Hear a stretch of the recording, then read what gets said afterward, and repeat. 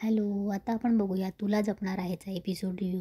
आजच्या भागात आपल्याला बघायला भेटते की घरात पूजा असते म्हणून मीरा सकाळी उठून अंघोळ करून तयारी करत असते. तेवढ्यात अथर्व येतो आणि आरशासमोर डायरेक्ट येऊन उभा राहतो. तेव्हा मीराला त्याला धक्का लागतो. तेव्हा पटकन तो चेहरा फिरवतो आणि बोलतो सॉरी. तेव्हा मीराही मागे वळते आणि पुन्हा आरशाकडे बघत बघत बोलते की उगाच नाटक नका करू. तेव्हा अथर्व बोलतो की नाटक याला रिस्पेक्ट मॅनर्स बोलतात. तेव्हा मीरा बोलते आधीच नॉक करून यायचं ना आणि आता सॉरी बोलतायत. तेव्हा अथर्व बोलतो आपल्याच रूममध्ये नॉक करून यायची गरज भासेल असं माहीत नव्हतं ना मला. तेव्हा मीरा बोलते आता पूजेला जायचे की ते भांडत बसायचे. तेव्हा अथर्व बोलतो की मी भांडतोय. तेव्हा मीरा बोलते मग मी भांडते. बरं ठीक आहे मी भांडते. तेव्हा अथर्व तिला बोलतो हां मग भांडू नकोस आणि तयार हो आणि तिथून निघून जातो. मीरा पिन लावत असते तिला पिनच लावता येत नसते साडी पिन. तेव्हा अथर्व पण पुन्हा येतो आणि बोलतो मी हेल्प करू. तेव्हा मीरा बोलते नाही नाही नाही करते मी. तेव्हा अथर्व बोलतो तुला जमत नाही म्हणून विचारतोय मी ॲज अ फ्रेंड हेल्प करू. तेव्हा मीरा बोलते की मित्र म्हणून असं कोणी पदराला पिन लावून घेत नाही. नवरा लावू शकतो पण आपलं नातं नाही आहे ना तसं. तेव्हा मीरा बोलते मित्र म्हणून काही करायचंच असेल तर माझा मोबाईलचं रिचार्ज संपेल ना तेव्हा मी तुम्हाला रिचार्ज करायला सांगेल हं. तेव्हा आता तिथून जातो आणि लॅपटॉप घेतो. तेव्हा मीरा पुन्हा बोलते माझी तयारी होत आली हं, आता लॅपटॉप घेऊन बसू नका उगाच उशीर होईल. तेव्हा तो बिचारा पुन्हा लॅपटॉप ठेवून देतो. मीराकडे जातो आणि बोलतो मी तयार आहे तू जावर नाही तर उशीर होईल. आता अथर्व आणि मीरा तयार होऊन हॉलमध्ये येतात.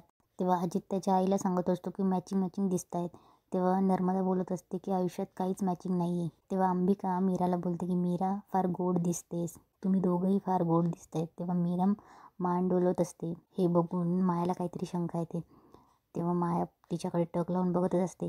तेव्हा अंबिका बोलते की नजर नको लागव तुम्हा दोघांना. आणि तेव्हाही मीरा मीरा अंबिकाशी मान डोलवून हालचाल करत असते. तेव्हा माया मनात बोलते की ही मीरा कोणाशी तरी बोलते, कुणाकडे बघून तरी स्माईल करते. तेव्हा माया उठते आणि मीराच्या साईडकडे जाणार थोड्यात मंजिरी तिला हडकवते आणि बोलते की माया कुठे चाललीस. तेव्हा माया बोलते की मॅडम ही मीरा कोणाशी तरी बोलते. तेव्हा मंजिरी बोलते की सगळे बघतायत जागेवर जाऊन बस.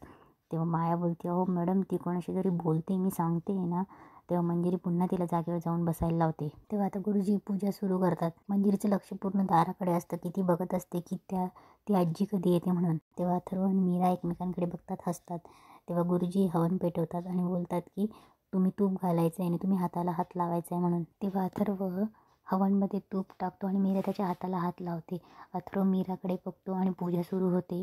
तेव्हा अंबिकालाही छान वाटत असतं. तेव्हा इकडे मंजिरी मनात बोलत असते की म्हातारी लवकरात लवकर आली पाहिजे म्हणजे मला पुढचा विधी सुरू करता येईल. मंजिरीचं लक्ष पूर्ण दरवाजाकडेच असतं. ती म्हातारी काय येत नाही म्हणून ती बोलत असते. इकडे देवी आजीला संकेत भेटतो. देवी आजी स्माईल करते.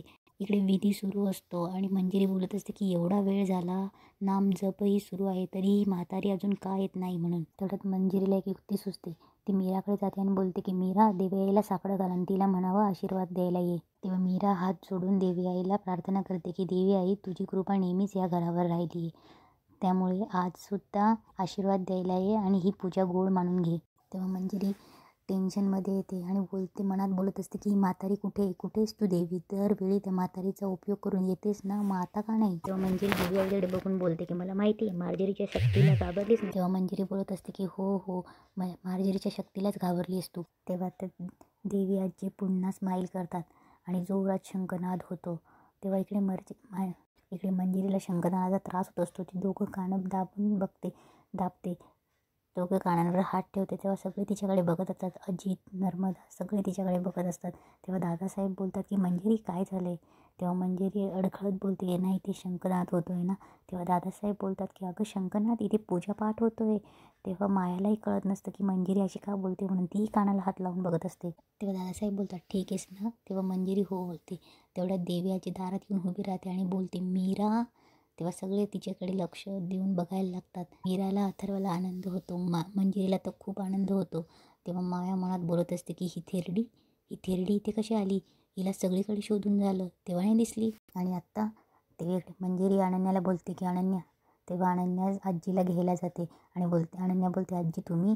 तेव्हा देवी आजी बोलतात की अगं मला जाणवलं की मीराने माझी आठवण काढली म्हणून भेटायला आले. तेव्हा अनन्या आजीला हळूच आतमध्ये घेऊन येते. तेव्हा मंजिरी जाते आणि बोलते या अगदी वेळेवर आलात. तेव्हा आजी बोलतात की वेळ काळ ठरवणं हे परमेश्वराच्या अधीन असतं. तुम्ही आणि आम्ही ठरवणारे कोण. आता गुरुजी बोलतात की या इथे देवीचा यज्ञ अत्यंत चांगल्या रीतीने संपन्न झालेला आहे. तेव्हा गुरुजी अथर्व आणि मीराला सांगतात की तुम्ही आता मोठ्या मंडळींचे आशीर्वाद घ्या. तेव्हा अथर्व आणि मीरा पहिले गुरुजींचा आशीर्वाद घेतात. अथर्व आणि मीरा आता दादासाहेबांच्या पाय पडतात, मंजिरीचा पाय पडतात. तेव्हा मंजिरी सुखी राहा आशीर्वाद देते आणि बोलते मला एक फोन करायचा आहे, मी आलीच, आजींच्या पाया पडा.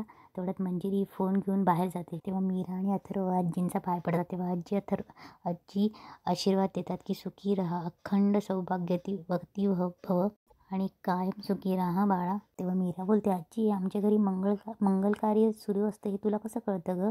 तेव्हा आजी बोलते बाळा तुझ्या हातून काहीतरी मंगल घडावं म्हणून मी येत असते. तेव्हा मीरा आजीला बोलते की आजी तू इथे उभी का आहेस, बस. तेव्हा आजी तिथे बसते. इकडे मंजिरी पुन्हा त्या हवेलीमध्ये येते जिथे तिने दिवा लावलेला असतो तिथे. तेव्हा ती आतमध्ये दरवाजा खोलून येते आणि बोलते की मार्जरी म्हातारी आली आहे, तिला नष्ट कर. तेव्हा मंजिरी आणि मार्जरी दोघंही जोरजोरात हसत असतात.